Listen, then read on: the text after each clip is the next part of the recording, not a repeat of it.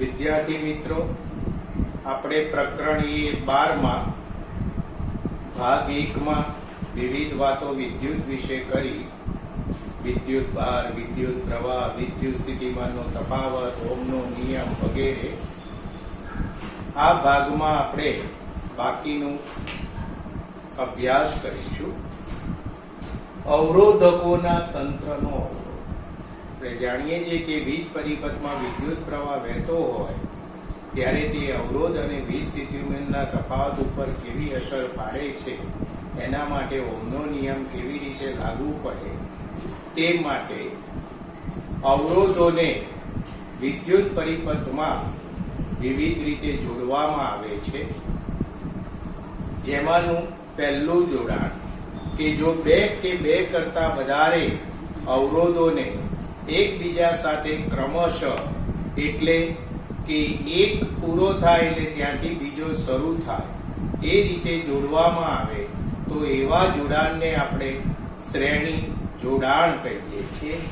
જેનો પરિપથ અહીંયા દોરેલો છે, બેટરી, જેમાંથી એ મીટર, બે બિંદુઓ X અને Y વચ્ચે ત્રણ અવરોધો, અવરોધ R1, અવરોધ R2, અવરોધ R3 ક્રમશઃ એકબીજા સાથે જોડેલા છે.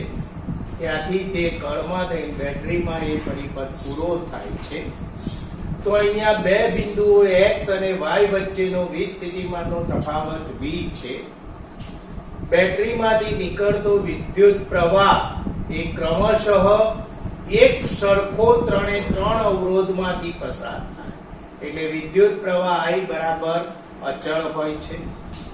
જ્યારે અવરોધ R1 ના બે છેડા વચ્ચેનો વીજ સ્થિતિમાનનો તફાવત V1, અવરોધ R2 ના બે છેડા વચ્ચેના વીજ સ્થિતિમાનનો તફાવત V2, અવરોધ R3 ના બે છેડા વચ્ચેના વીજ સ્થિતિમાનનો તફાવત V3 ના સરવાળો એ X અને Y બિંદુ વચ્ચેના વીજ સ્થિતિમાનના તફાવત V જેટલો હોય છે. એટલે કે V બરાબર V1 V2 V3. ઓહમનો નિયમ R બરાબર V/I પરથી V ને સૂત્રનો કર્તા બનાવીએ એટલે V બરાબર IR, તો તે મુજબ V1 બરાબર IR1, V2 બરાબર IR2, V3 બરાબર IR3 થાય. આ કિંમતો આપણે V બરાબર V1 V2 V3 માં મૂકીએ તો IR બરાબર IR1 વત્તા IR2 વત્તા IR3. I વડે દરેક પદને ભાગીએ એટલે R બરાબર R1 R2 R3 મળે. જેમાં R ને આપણે આ પરિપથનો કુલ પરિણામી અવરોધ એટલે કે સમતુલ્ય અવરોધ કહીએ છીએ, જે ત્રણેય અવરોધોના સરવાળા જેટલો છે. એટલે કહી શકાય કે ત્રણેય અવરોધ કરતા સમતુલ્ય અવરોધનું મૂલ્ય વધારે હોય છે. બીજું જોડાણ, વિદ્યુત પરિપથમાં બે બિંદુઓ X અને Y ને વચ્ચે ત્રણ અવરોધો R1 R2 ને એક સાથે આ રીતે જોડવામાં આવે તો તેવા જોડાણને આપણે સમાંતર જોડાણ કહીએ છીએ. અહીંયા બે બિંદુઓ X અને Y વચ્ચે વીજ સ્થિતિમાનનો તફાવત V1 છે, પરંતુ બેટરીમાંથી નીકળતો વિદ્યુત પ્રવાહ બિંદુ X આગળ આવે ત્યારે એ ત્રણેય અવરોધમાંથી પસાર થવા માટે વહેંચાઈ જાય. અવરોધ R1 માંથી I1, અવરોધ R2 માંથી I2, અવરોધ R3 માંથી I3 વિદ્યુત પ્રવાહ વહે, જે પાછો Y બિંદુએ એ ભેગો થઈ જાય અને એ વિદ્યુત પ્રવાહ એ મીટર અને કળમાં થઈને બેટરીમાં પાછો આવે. તો અહીંયા બે બિંદુ X અને Y વચ્ચે ત્રણેય અવરોધનો વીજ સ્થિતિમાનનો તફાવત V અચળ રહે, પણ વિદ્યુત પ્રવાહ I એ ત્રણ અવરોધમાં વહેંચાઈ જાય અને ત્રણેય અવરોધમાં વહેંચાતા વિદ્યુત પ્રવાહ I1, I2 અને I3 ના સરવાળા જેટલો થાય. એટલે I બરાબર I1 I2 I3. ઓહમનો નિયમ R બરાબર V/I પરથી I બરાબર V/R, તેથી તેના પરથી I1 બરાબર V/R1, I2 બરાબર V/R2, I3 બરાબર V/R3 થાય. આ કિંમતો આપણે I બરાબર I1 plus I2 plus I3 માં મૂકીએ તો V upon R બરાબર V upon R1 વત્તા V upon R2 વત્તા V upon R3.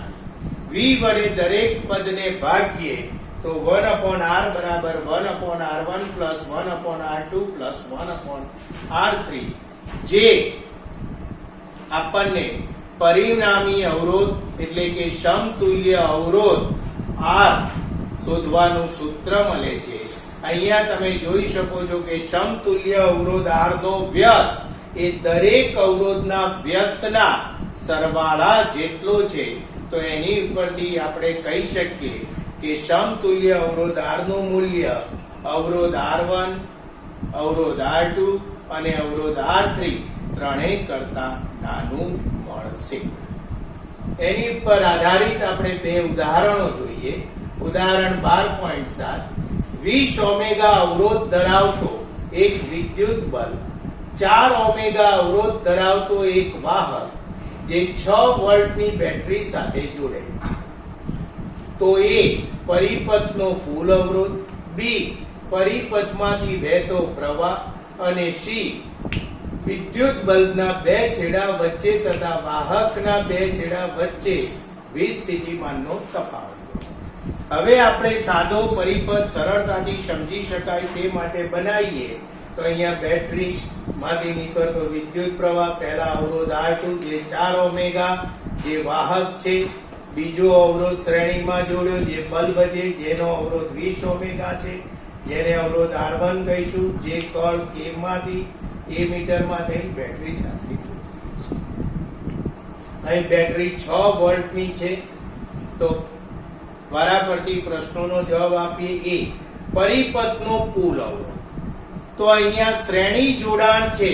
તો શ્રેણી જોડાણમાં આપણે સમતુલ્ય અવરોધ એટલે કે કુલ અવરોધ શોધવાનું સૂત્ર દરેક અવરોધના સરવાળા જેટલું થાય. એટલે કે R બરાબર અહીંયા બે અવરોધ એટલે R1 પ્લસ R2 માટે R બરાબર R1 એટલે 20 વત્તા R2 એટલે 4 એટલે R બરાબર 24 ઓમેગા, જેને આપણે કુલ અવરોધ કહીએ. પરિપથમાંથી વહેતો પ્રવાહ. ઓહમના નિયમ પ્રમાણે I બરાબર V upon R. V એટલે બેટરીનો વોલ્ટેજ 6 વોલ્ટ એટલે 6 ભાગ્યા અવરોધ આપણે શોધી કાઢ્યો 24. 6 ભાગ્યા 24 એટલે 0.25 એમ્પિયર વિદ્યુત પ્રવાહ વહેતો હશે. C પ્રશ્ન વિદ્યુત બલ્બના બે છેડા વચ્ચે વીજ સ્થિતિમાનનો તફાવત. વિદ્યુત બલ્બ જેનો અવરોધ R1 એટલે એના બે છેડા વચ્ચે વીજ સ્થિતિમાનના તફાવતને આપણે V1 કહીએ તો ઓહમના નિયમ મુજબ V1 બરાબર IR1, I એટલે 0.25 ગુણ્યા અવરોધ R1 એટલે 20 ઓમેગા ગુણાકાર એનો 5 વોલ્ટ થાય. એ જ રીતે વાહકના બે છેડા વચ્ચે વીજ સ્થિતિમાનનો તફાવત V2 બરાબર IR2, I એટલે 0.25 ગુણ્યા R2 એટલે 4 એટલે 1 વોલ્ટ થાય. ઉદાહરણ 12.8 બાજુમાં દર્શાવેલ સમાંતર જોડાણ. આ આકૃતિ માટેના પરિપથમાં ધારો કે અવરોધ R1, R2, R3 ના મૂલ્યો અનુક્રમે 5 ઓમેગા, 10 ઓમેગા અને 30 ઓમેગા છે. તેમને 12 વોલ્ટની બેટરી સાથે જોડેલ છે. તો એ દરેક અવરોધમાંથી પસાર થતો વિદ્યુત પ્રવાહ, પરિપથના કુલ વિદ્યુત પ્રવાહ અને C પરિપથનો કુલ અવરોધ ગણો. તો અહીંયા તમે અવરોધ R1 બરાબર 5 ઓમેગા, અવરોધ R2 બરાબર 10 ઓમેગા, અવરોધ R3 બરાબર 30 ઓમેગા, વિદ્યુત સ્થિતિમાનનો તફાવત V બરાબર 12 વોલ્ટ આપેલો છે. તો હવે પ્રશ્ન એ કે સમાંતર જોડાણ છે તો આપણે અહીંયા દરેક અવરોધ એટલે R1, R2 અને R3 માંથી પસાર થતો વિદ્યુત પ્રવાહ અનુક્રમે I1, I2, I3 થાય. તો ઓહમના નિયમ મુજબ I1 બરાબર V upon R1, V એટલે 12 વોલ્ટ ભાગ્યા R1 એટલે 5 ઓમેગા એટલે 2.4 એમ્પિયર. અવરોધ R2 માંથી પસાર થતો વિદ્યુત પ્રવાહ I2 બરાબર ઓહમના નિયમ મુજબ V upon R2 બરાબર 12 ભાગ્યા 10 એટલે 1.2 એમ્પિયર. અવરોધ R3 માંથી પસાર થતો વિદ્યુત પ્રવાહ I3 બરાબર ઓહમના નિયમ મુજબ V upon R3, V એટલે 12 વોલ્ટ, R3 એટલે 30 બરાબર 0.4 એમ્પિયર. બી પ્રશ્ન, પરિપથનો કુલ વિદ્યુત પ્રવાહ.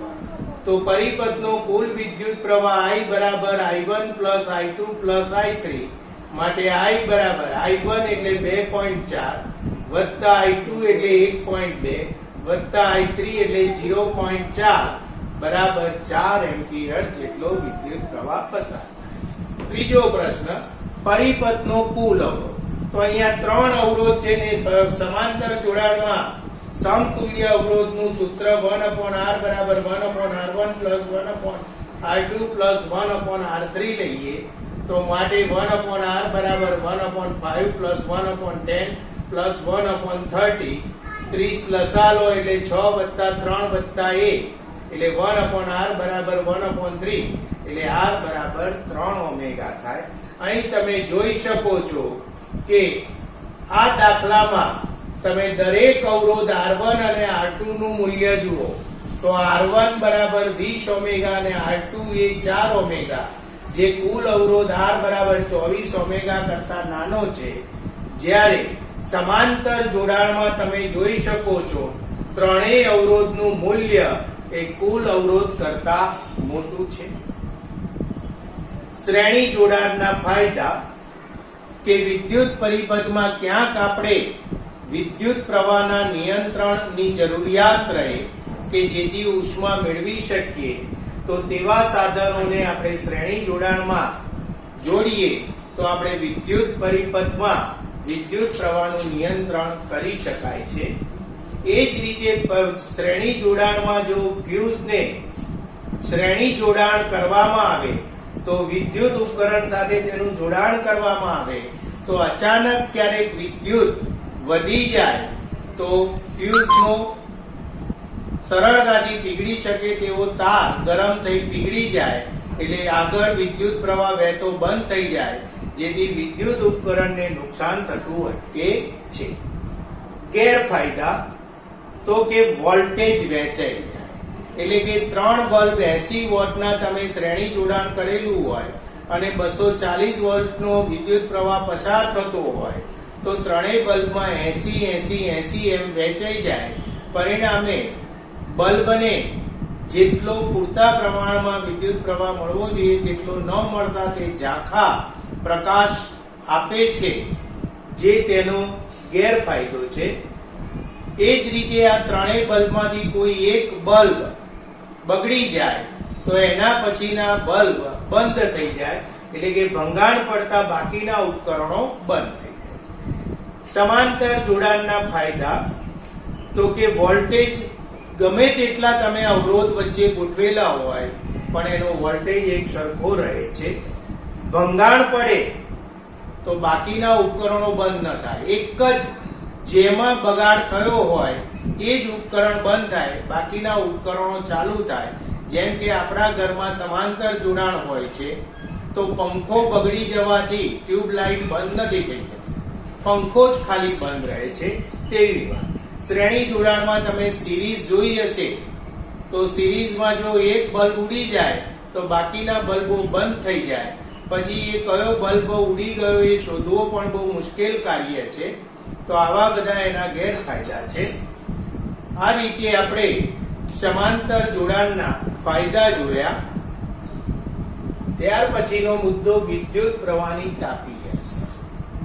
આપણે જાણીએ છીએ કે આપણા ઘરમાં પણ જ્યારે વિદ્યુત પ્રવાહ પસાર થતો હોય ત્યારે કોઈક વિદ્યુત ઉપકરણ લાંબો સમય ચાલે તો એ ગરમ થઈ જાય. જેમ કે પંખો સતત ઘણો સમય ચાલુ રહે તો પંખાના પાંખિયા ગરમ થઈ જાય, જે વિદ્યુતનું ઉષ્મામાં વ્યય સ્વરૂપે રૂપાંતર થયું તેવું કહેવાય, જેને આપણે વિદ્યુત પ્રવાહની તાપીય અસર કહીએ છીએ. જેના માટે અહીંયા P બરાબર V × Q ભાગ્યા T, વિદ્યુત પ્રવાહ I બરાબર Q ભાગ્યા T પરથી Q ભાગ્યા T એટલે I એટલે VI સૂત્ર. હવે આ જે ઉર્જા છે એ કાર્ય સ્વરૂપે વપરાય છે, પરિણામે H એટલે ઉષ્મીય ઉર્જા VIT. હવે V બરાબર આપણે V બરાબર IR લઈએ ઓહમના નિયમ મુજબ, તો H બરાબર આપણને I2RT મળે, જેને આપણે જૂલનો તાપીય નિયમ કહીએ, જે આપણને ઉષ્મા ઉર્જા રૂપે કાર્ય થાય છે તેમ આપણે કહીએ છીએ. એની ઉપરથી ઉદાહરણ 12.11. હવે આ વિદ્યુત પ્રવાહની તાપીય અસરનો ઉપયોગ પણ આપણા ઘરોમાં વિદ્યુત ઇસ્ત્રી, ઓવન વગેરેમાં આપણે થતો જોઈએ છીએ, કે જેમાં વિદ્યુત ની અસરને કારણે આપણે ઉષ્મા મેળવી શકીએ છીએ. ત્યાર પછી ઉદાહરણ 12.11. 4 ઓમેગાના અવરોધમાં દર સેકન્ડે 100 જૂલ ઉષ્મા ઉત્પન્ન થાય છે, તો અવરોધના બે છેડા વચ્ચે વીજ સ્થિતિમાનનો તફાવત શોધો. અહીંયા H એટલે ઉષ્મીય ઉર્જા 100 જૂલ, અવરોધ R બરાબર 4 ઓમેગા અને સમય T બરાબર દર સેકન્ડ એટલે 1 સેકન્ડ. તો આપણે વિદ્યુત સ્થિતિમાનનો તફાવત V શોધવો છે. આ સૂત્રમાં I ને સૂત્રનો કર્તા બનાવીએ તો વર્ગમૂળમાં H ભાગ્યા RT થાય. H એટલે 100, R એટલે 4 ગુણ્યા T એટલે 1 વર્ગમૂળમાં, તો વર્ગમૂળમાં 25 બરાબર 5 એમ્પિયર. એટલે આમાંથી પસાર થતો વિદ્યુત પ્રવાહ 5 એમ્પિયર છે. ઓહમના નિયમ મુજબ V બરાબર IR, I એટલે 5 ગુણ્યા R એટલે 4 એટલે 20 વોલ્ટ, એટલે તેના બે છેડા વચ્ચે વીજ સ્થિતિમાનનો તફાવત 20 વોલ્ટ થાય છે. વિદ્યુત પ્રવાહની તાપીય અસરના વ્યવહારિક ઉપયોગો આપણા ઘરમાં આપણે જાણીએ છીએ. વિદ્યુત ઇસ્ત્રી, ટોસ્ટર, ઓવન વગેરે જેવા સાધનોમાં વિદ્યુત પ્રવાહ વહેવાથી આપણને ઉષ્મા ઉર્જા મળે છે, જેને આપણે વિદ્યુત પ્રવાહની તાપીય અસરનો ઉપયોગ કહીએ છીએ. એ જ રીતે વિદ્યુત બલ્બ પ્રકાશિત થાય તો થોડા સમય પછી વિદ્યુત બલ્બ પણ ગરમ થાય છે, જે પણ આપણને વિદ્યુત પ્રવાહની તાપીય અસર બતાવે છે. એ જ રીતે વીજ પરિપથમાં ફ્યુઝનું શ્રેણી જોડાણ કરવામાં આવે તો ક્યારેક વિદ્યુત પ્રવાહ અચાનક વધી જાય, ત્યારે એ વધેલો વિદ્યુત પ્રવાહ સૌપ્રથમ ફ્યુઝ ના નીચા ગલન બિંદુ ધરાવતા તારમાંથી પસાર થાય, જે વધારે પ્રમાણમાં ગરમ થઈ પીગળી જાય, એટલે આગળ વિદ્યુતના ઉપકરણોને થતું નુકસાન અટકી શકે. તો તેવા ફ્યુઝમાં પણ આપણને વિદ્યુત પ્રવાહની તાપીય અસર જોવા મળે છે. વિદ્યુત પાવર કાર્ય કરવાના દરને પાવર કહે છે, અથવા વિદ્યુત પરિપથમાં વપરાતી અથવા વ્યય થતી વિદ્યુત ઉર્જાના દરને વિદ્યુત પાવર કહીએ છીએ. વ્યાખ્યા પરથી એનું સૂત્ર P બરાબર VI. જુદા જુદા સૂત્રો છે અહીંયા. ઓહમના નિયમ મુજબ V બરાબર IR મૂકો તો P બરાબર I2R. ઓહમના નિયમ મુજબ I બરાબર V/R લો તો P બરાબર V²/R. આમાંથી કયું સૂત્ર વિદ્યુત પાવર શોધવા માટે વાપરવાનું, તો રકમમાં તમને કયા મૂલ્યો આપેલા છે અને કોનું મૂલ્ય શોધવાનું છે તેને સાંકળતું આમાંથી કયું સૂત્ર છે, એ સૂત્ર આપણે ઉપયોગમાં લેવું. જેનો વિદ્યુત પાવરનો SI એકમ W એટલે વોટ છે, એટલે 1 વોટ બરાબર V એટલે વોલ્ટ, I એટલે એમ્પિયર એકમ, એટલે 1 વોટ બરાબર 1 વોલ્ટ ઇન્ટુ એમ્પિયર. વોટ બહુ નાનો એકમ છે, તેથી વ્યવહારમાં મોટો એકમ કિલોવોટ વપરાય છે. 1 કિલોવોટ જેની સંજ્ઞા kW બરાબર 1000 વોટ એટલે W. જ્યારે 1 વોટ પાવર 1 કલાક માટે વપરાય તો વપરાતી ઉર્જાને આપણે 1 વોટ અવર એટલે WH કહે છે. વિદ્યુત ઉર્જાનો વ્યાપારિક એટલે કે ઔદ્યોગિક એકમ એ કિલોવોટ અવર એટલે kWh છે, જેને આપણે યુનિટ તરીકે ઓળખીએ છીએ. 1 કિલોવોટ અવર, H એટલે અવર, એટલે 1 કિલોવોટ ગુણ્યા 1 અવર. કિલોવોટના વોટ 1000 એટલે 1000 વોટ ગુણ્યા 1 અવર, અવર એટલે કલાક, કલાકની સેકન્ડો 3600, તો 3600 સેકન્ડ એટલે 3.6 ગુણ્યા 10 ની 6 ઘાત વોટ ઇન્ટુ સેકન્ડ 3.6 ગુણ્યા 10 ની 6 ઘાત વોટ ઇન્ટુ સેકન્ડ એટલે જૂલ જે કહીએ છીએ. એની પર આધારિત ઉદાહરણ 12.2 કે એક વિદ્યુત બલ્બને 220 વોલ્ટના જનરેટર સાથે જોડેલ છે. વિદ્યુત પ્રવાહ 0.5 એમ્પિયર છે તો બલ્બનો પાવર કેટલો? તો અહીંયા વિદ્યુત સ્થિતિમાનનો તફાવત V બરાબર 220 વોલ્ટ, વિદ્યુત પ્રવાહ I બરાબર 0.5 એમ્પિયર. પાવર શોધવાના જુદા જુદા સૂત્રો, P શોધવો છે, VI આપેલું છે તો એને સાંકળતું સૂત્ર P બરાબર VI. તો અહીં P બરાબર VI, V એટલે 220 ગુણ્યા I એટલે 0.5 માટે P બરાબર 110 વોટ થાય. ઉદાહરણ 12.3 400 વોટનું રેટિંગ ધરાવતું વિદ્યુત રેફ્રિજરેટર 8 કલાક પ્રતિ દિવસ ચલાવવામાં આવે છે, એટલે કે એક દિવસમાં 8 કલાક ચલાવવા. ₹3 પ્રતિ કિલોવોટ અવરના લેખે એટલે યુનિટના લેખે 30 દિવસ ચલાવવા માટેની ઉર્જા માટે કેટલો ખર્ચ થાય? તો 30 દિવસમાં વપરાતી કુલ ઉર્જા બરાબર 400 વોટ ગુણ્યા 8 કલાક પ્રતિ દિવસ ગુણ્યા 30 દિવસ. આ બધાયનો ગુણાકાર કરો એટલે 96000 વોટ અવર થાય, જેને કિલોવોટ અવરમાં 1000 વડે ભાગવા પડે એટલે 96 કિલોવોટ એટલે 96 યુનિટ વિદ્યુત વપરાઈ એમ કહેવાય. ઉર્જા માટેનો ખર્ચ બરાબર 96 કિલોવોટ અવર ગુણ્યા ₹3 પ્રતિ કિલોવોટ અવર એટલે ₹288 ખર્ચ થાય. ફ્યુઝ આપણા ઘરમાં આપણે પરિપથમાં જોડાણ કરતી વખતે જુદા જુદા રેટિંગ ના વાપરતા હોઈએ છીએ. એ તે ઉપકરણમાં વપરાતા વિદ્યુતના મૂલ્ય ઉપર આધારિત હોય છે. તો વિદ્યાર્થીઓ, આ સાથે આપણું આ પ્રકરણ પૂર્ણ થાય છે. આ પ્રકરણના તમામ સવાલોના જવાબો તૈયાર કરી અને વિજ્ઞાનના ચોપડામાં સારી રીતે તમારે લખી નાખવાના છે.